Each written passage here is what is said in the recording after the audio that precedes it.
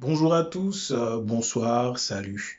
C'est une joie de pouvoir se retrouver pour continuer l'enseignement sur pourquoi naître de nouveau, la seconde partie. Après avoir répondu aux questions, maintenant nous allons continuer l'enseignement. Et nous allons quand même rester sur la dimension de voir le royaume. Pourquoi naître de nouveau pour voir le royaume? Sans plus tarder, nous allons juste prier et puis nous allons rentrer dans l'enseignement.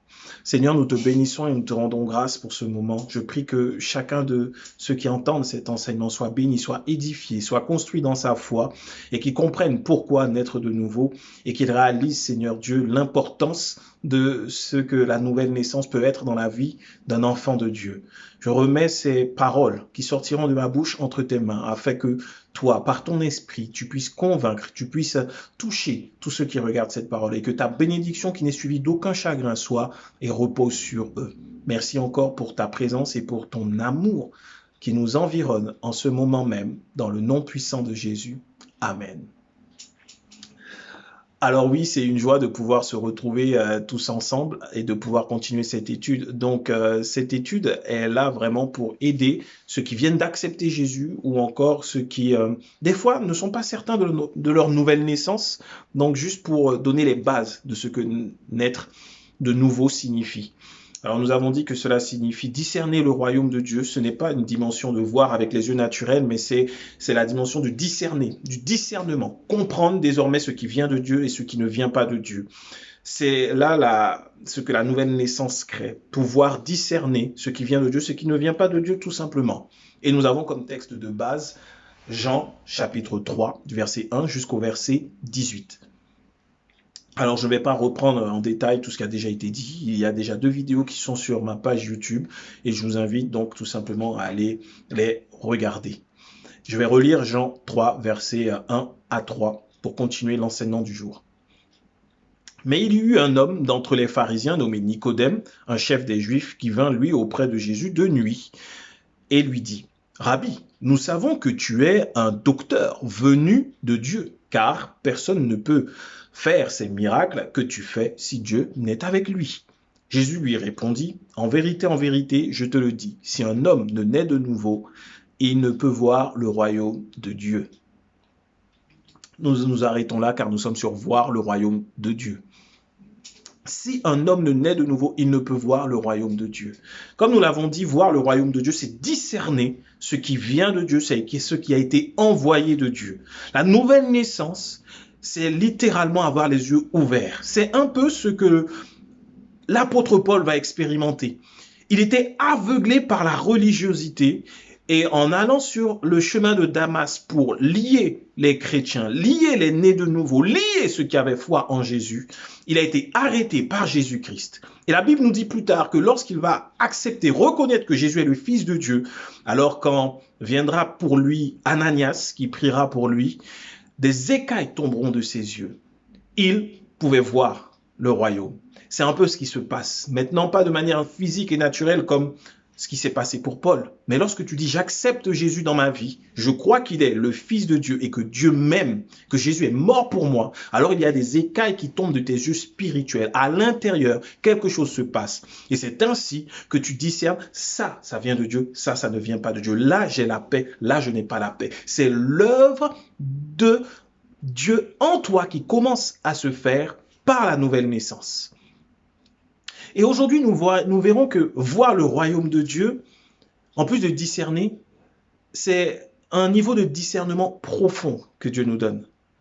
Dans le contexte, là, Jésus est rentré à Jérusalem à la période de la Pâque.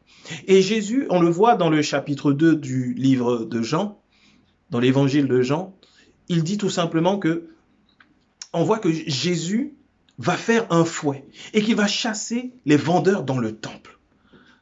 Et il va leur dire que la maison de Dieu n'est pas un repère de voleurs, mais que c'est une maison de prière, premièrement. Ensuite, Jésus va répondre aux pharisiens, à la foule qui sera là. Elle va lui demander, mais quel miracle tu nous montres en faisant ça? Et il leur dira, détruisez ce temple et en 3 jours, je le rebâtirai. Ils vont leur dire, quoi, toi? Il a fallu 46 ans à nos pères pour le construire et toi, tu dis en 3 jours, tu peux le reconstruire. Et ensuite, Jésus va faire des miracles. Et beaucoup vont le suivre, beaucoup vont croire en lui, mais il ne leur apportera aucun crédit. Pourquoi? Parce qu'il savait ce qu'il y avait dans leur cœur. Jésus savait ce qu'il y avait dans leur cœur. Il savait que plus tard, c'est ce même peuple qui allait le crucifier, qui allait ordonner qu'on le tue. Donc Jésus ne leur a pas apporté crédit, il n'avait besoin de personne pour lui rendre témoignage. Lui-même discernait ce qui venait de Dieu, lui-même étant Dieu, venant de Dieu. Ces trois éléments sont importants et lorsque l'on lit les évangiles parallèles, le récit parallèle dans les évangiles, on voit plusieurs points. On voit que lorsque Jésus a agi ainsi à la fête de la Pâque, ça a excité la colère des pharisiens. Les pharisiens, à ce moment-là, avaient résolu de le faire mourir, mais ils ne l'ont pas fait parce qu'ils avaient peur que la foule ne les attaque, ne les tue, parce que Jésus était acclamé, adulé par la foule. Ils ont résolu de tuer Jésus parce qu'ils voyaient que Jésus était en train d'ébranler l'ordre religieux établi. Et c'est pour ça que Nicodème va venir de nuit. Il ne viendra pas en plein jour, il viendra de nuit pour ne pas bousculer l'ordre établi, mais également de peur que sa vie ne soit elle-même en danger parce que les pharisiens avaient décidé, résolu de tuer Jésus, de le faire périr. On le retrouve dans les Écritures, on le voit dans les textes parallèles dans Matthieu 21:15, Marc 11:18, Luc 19:45. Lisez ces passages, Matthieu 21 au verset 15, Marc 11 verset 8, Luc 19 verset 45. Vous allez voir le cœur des pharisiens. Et n'oublions pas que Nicodème était un de leurs chefs. Et la Bible nous dit bien, le début du chapitre 3 me semble bizarre. Regarde bien, il dit « mais ». Il n'y a aucun chapitre qui va commencer par « mais ». Donc ce qui veut dire que ce qui s'est passé avant, et là ce qui va se passer là, c'est en contradiction. C'est-à-dire que les pharisiens ont décidé de tuer Jésus, mais un des chefs, un homme, Nicodème, il va venir vers Jésus et lui dire, je sais que toi tu viens de Dieu. Il veut lui dire, j'ai discerné que toi là, tu viens de Dieu. Et il lui dit, tu es un docteur, parce que pour lui, la plus haute autorité, c'est docteur. Et Jésus va lui répondre de manière particulière. Il ne va pas lui dire, oui, c'est vrai, ou non, qu'est-ce que tu racontes? Non, Jésus va lui dire, en vérité, si un homme ne naît de nouveau, il ne peut voir le royaume de Dieu. Autrement dit, il explique à Nicodème, tu dis que tu as discerné que je viens de Dieu, mais en vérité, tout ce que tu as vu au long de cette journée ne t'a pas permis de discerner le royaume de Dieu qui était manifesté là, aujourd'hui, à Jérusalem. Pourquoi Jésus lui dit ça? Parce que voyez-vous, bien-aimés, voir le royaume de Dieu, ce n'est pas une question de ce que les hommes de Dieu vont faire. Ce n'est pas une question de ce que toi tu feras. Ce n'est pas ce que ton église pourra faire. Non. Voir le royaume de Dieu, c'est voir la justice de Dieu. C'est voir la paix de Dieu. C'est voir la joie de Dieu. Car le royaume de Dieu, l'apôtre Paul nous le révèle, et on le verra plus tard dans l'étude, c'est la justice, la paix, la joie par le Saint-Esprit. Jésus, en mettant dehors, en fouettant littéralement les vendeurs dans le temple, il manifestait le royaume de Dieu, non pas parce qu'il mettait les vendeurs dehors en disant cette maison, c'est la maison, sera appelée une maison de prière. Non, parce que Dieu n'a jamais voulu un temple fait de main d'homme. Il a toujours voulu habiter en l'homme, sa création. Jésus était en train d'annoncer qu'une justice plus grande que celle que vous êtes en train de manifester là va se manifester. Parce qu'il y avait des vendeurs dans le temple pour lorsque les Juifs venaient faire leur expiation, venaient faire leur sacrifice pour qu'ils n'aient pas à chercher les sacrifices. Donc, ils vendaient des colombes, ils vendaient des animaux consacrés pour les sacrifices. Ces sacrifices étaient censés justifier les Juifs, faire que leurs péchés soient couverts par le sang. Mais Jésus était en train de dire, il y a une justice qui vient de moi, qui va se manifester. Et il a chassé les vendeurs pour dire que il n'y a pas besoin de donner de l'argent. Il n'y aura plus besoin de sacrifice. Désormais, par la foi, l'homme sera justifié. Voilà pourquoi sans la nouvelle naissance, tu ne peux voir le royaume. Tu ne peux pas être justifié par tes actes. Ce qui montre une nouvelle naissance. Pourquoi la nouvelle naissance est importante? C'est que tu n'agis plus sur la base de je dois faire, sur la base d'il faut faire, sur la base de l'obligation, mais tu agis par la foi. Et donc Jésus disait à Nicodème, tu n'as pas vu le royaume aujourd'hui. Tu ne peux pas me dire que tu sais que je viens de Dieu parce que tu n'as pas vu la justice qui venait de se manifester aujourd'hui. Une justice qui ne repose pas sur le fait d'apporter de l'argent pour recevoir en retour un animal et d'aller le sacrifier. Ce n'est pas la justice que Dieu veut. Ce n'est plus ce que Dieu veut. Ce n'est plus ce que Dieu nous demande aujourd'hui. Et ainsi, lorsque tu comprends cela, lorsque tu discernes que Dieu ne te demande pas des efforts pour te justifier, tu commences à voir le royaume. Et plus tard, tu pourras entrer dans le royaume et commencer à le vivre. Ensuite, on voit le deuxième événement qui fait que Nicodème n'a pas vu le royaume. C'est lorsque Jésus va répondre au verset 19 de Jean 2. Jésus leur répondit, « Détruisez ce temple et en 3 jours je le relèverai. » Parce qu'on lui demandait, « Mais quel miracle nous montres-tu pour agir de la sorte ?» Il disait à Jésus, « Mais c'est quoi le miracle là que tu fais? Tu détruis le système commercial que nous avons mis en place dans le temple. Tu détruis le fait d'acheter. Tu détruis notre business. Quel est le miracle? » Jésus leur dit, et c'est une merveilleuse réponse, il leur dit tout simplement qu'en 3 jours, il ne parlait pas du temple de son corps. Il ne parlait pas du temple physique. Il parlait de son corps, il parlait de lui-même.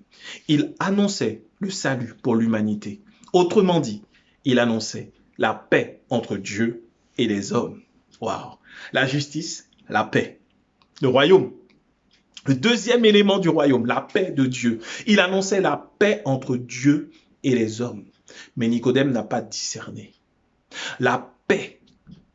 Et la Bible va dire, dans le verset 20, au chapitre 2, toujours verset 20, 21 même, mais il parlait du temple de son corps. C'est pourquoi lorsqu'il fut ressuscité des morts, ses disciples se souvinrent qu'il avait dit cela et ils crurent à l'écriture et à la parole que Jésus avait dite. Waouh! Les disciples se souvinrent de cela. Pourquoi? Les disciples étant nés de nouveau, lorsqu'ils se sont rappelés cet événement, ils ont vu le royaume qui s'était manifesté. Ils l'ont vu avec un peu de retardement, mais en même temps, pour toi, quand tu nais de nouveau, maintenant, tu verras également dans cette écriture le royaume. Les disciples ont vécu sur le coup, mais ne l'ont pas cru, n'ont pas discerné le royaume. Non, il manquait une dimension de nouvelle naissance en eux. Jésus les a enseignés. Voilà pourquoi Jésus va dire à Pierre, lorsque Pierre allait le renier, il lui a dit, « Pierre, j'ai prié pour toi afin que lorsque tu seras converti, tu convertisses également tes frères. » Jésus était conscient qu'il ne voyait pas le royaume. Jésus annonçait le salut, merveilleux salut, la paix entre Dieu et les hommes. Dieu lui-même restaurer l'amitié entre Dieu et les hommes, l'amour du Père. Le Père pourrait désormais venir embrasser ses enfants, les prendre dans ses bras. Et il annonçait cela, mais ils n'ont pas discerné.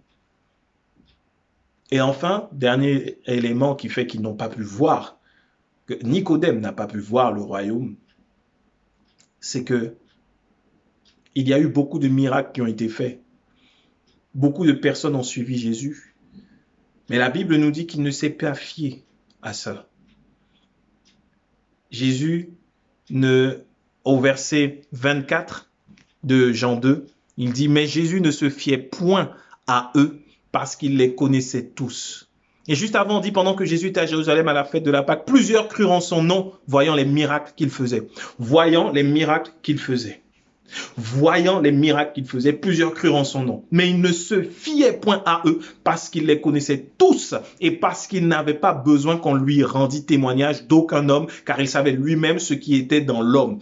Et Jésus va dire plus tard, Jésus va nous révéler qu'il n'y a rien de bon en l'homme. Il savait qu'il n'y avait rien de bon en eux et que, n'étant pas nés de nouveau, ils ne pouvaient pas discerner qu'il était fils de Dieu. Ils croyaient juste parce qu'ils avaient vu des miracles. Il y en a aujourd'hui, malheureusement, qui sont dans l'église, qui pensent être nés de nouveau, mais qui ne sont là juste parce qu'ils voient des miracles. Je peux te dire une chose, tu peux naître de nouveau et ne jamais voir un seul miracle de ta vie et avoir le salut avec une assurance et une paix. Parce que tout ce qui est du miracle n'est pas forcément du royaume de Dieu. Le Saint-Esprit en toi te donnera de discerner ce qui est du royaume et non. C'est pas parce que tu vas voir des choses. Souviens-toi en Égypte, lorsque Moïse est allé et qu'il a jeté sa verge, il a fait quelque chose qui venait de Dieu. Le serpent, la verge a été transformée en serpent. Les Égyptiens ont pu faire la même chose. Et plusieurs fois, ce que Moïse faisait, les Égyptiens pouvaient les refaire. Ce qui veut dire que parfois, il y a des choses que tu verras. On te dira c'est le royaume. Il faut que le Saint-Esprit au-dedans de toi te convainque que ça c'est le royaume. Que tes yeux soient ouverts spirituellement. Et ça c'est la nouvelle naissance. La nouvelle naissance c'est croire que Jésus est le Fils de Dieu. Qu'il est la seule source de bénédiction. Qu'il est le seul qui nous a aimés au point de donner sa vie. Et qu'en lui seul nous avons le salut. Nous avons le pardon. Nous avons le rachat. Nous avons la justification. Nous avons la paix. Nous avons l'amour de Dieu. Oh oui, que Jésus, partout où tu verras des miracles, mais que Jésus n'est pas le centre, Jésus n'est pas la source du miracle. On peut dire le nom de Jésus sans que cela soit véritablement l'œuvre de Dieu. Jésus lui-même va dire, plusieurs diront, Seigneur, Seigneur, nous avons fait ceci, nous avons fait des miracles, chassé des démons en ton nom. Et lui dira, je ne vous connais pas. La nouvelle naissance, lorsqu'elle repose sur la foi en Jésus-Christ, nous permet de discerner ce qui vient de Dieu et ce qui ne vient pas de Dieu. Tu peux voir beaucoup d'argent dans un temple, dans une église, comme les vendeurs, et Dieu n'y est pas. Tu peux entendre des paroles, des révélations, et Dieu n'y est pas. Tu peux entendre, tu peux voir des miracles, et Dieu n'y est pas. Dieu est d'abord en toi lorsque tu nais de nouveau. Et ensuite, il t'ouvre les yeux, que tu vois le royaume, la justice, la paix et la joie. Nicodème n'avait pas discerné que les miracles que Jésus avait faits étaient la joie que le royaume procurait. Derrière ces trois événements, il y avait la manifestation de la justice, de la paix et de la joie de Dieu. Le royaume de Dieu était manifesté. Et Nicodème venant, disant, oui, nous savons que tu es un docteur. Oui, il n'avait pas discerné le royaume car il n'était pas né de nouveau. D'où la réponse de Jésus. Un homme, s'il ne naît de nouveau, ne peut pas voir le royaume. Si tu n'es pas encore né de nouveau, peut-être que tu vas à l'église, mais au-dedans de toi, tu n'arrives pas à discerner ce qui vient de Dieu, ce qui ne vient pas de Dieu. Tu es perdu. Alors, il faut que ta foi soit bâtie, construite sur Jésus-Christ, le seul chemin, le seul qui est la vérité et qui est la vie. Aucun homme ne peut te faire naître de nouveau. Seul l'Esprit de vérité, l'Esprit de Dieu lui-même viendra te convaincre du péché d'être séparé de Dieu, de la justice que tu as en Jésus-Christ et du jugement de tous nos ennemis, du diable, le premier. Oui, ce n'est pas toi qui viens juger l'Esprit de Dieu. Non. Il vient t'annoncer le jugement qui a eu lieu à la croix pour le diable. Et aujourd'hui, tu en es sauvé. Mais ça, nous le verrons plus tard dans l'enseignement. Donc voilà ce que je pouvais dire sur la dimension de voir le royaume. Il ne faut pas se laisser avoir par tout ce que nous voyons dehors. La nouvelle naissance se passe d'abord à l'intérieur. Ce que tu fais ne détermine pas si elle a été réelle ou pas. Dès lors que tu arrives à savoir si ça vient de Dieu, ça ne vient pas de Dieu. Si tu n'es pas en paix lorsque tu fais ce que tu fais encore, sache que tu as réellement reçu Jésus. Et il attend juste que, en plus de voir le royaume, désormais tu entres dans le royaume. Et ce sera l'objet de notre prochain enseignement. En attendant, que Dieu vous bénisse. Et si tu entends cet enseignement pour la première fois et que tu veux donner ta vie au Seigneur Jésus, n'hésite pas. Écris, envoie un message et nous ferons la joie de te recontacter. Car nous ne sommes pas seuls, nous sommes plusieurs, nous sommes une équipe et nous sommes prêts à aider, à accompagner tous ceux qui veulent, en plus de voir le royaume, entrer dans le royaume, vivre le royaume et réaliser qu'ils ont échappé au jugement. Dieu vous bénisse. Merci Seigneur pour ce moment. Je prie maintenant que ta parole puisse pénétrer les cœurs et qu'elle porte du fruit. Merci pour la vie de mon frère, de ma sœur. Merci pour celui, pour celle qui accepte Jésus et qui reconnaît qu'il a besoin de la nouvelle naissance afin de voir le royaume, d'y entrer et d'échapper au jugement de ce monde. Nous te bénissons encore pour ton amour que tu nous donnes de manière incommensurable et inconditionnelle. Oh, merci pour la manifestation du royaume à la croix. Que toute l'honneur, la louange, la gloire, notre reconnaissance et notre amour te reviennent, tendre Père, dans le nom précieux de notre Seigneur Jésus. Amen. À très bientôt les amis. Dieu vous bénisse.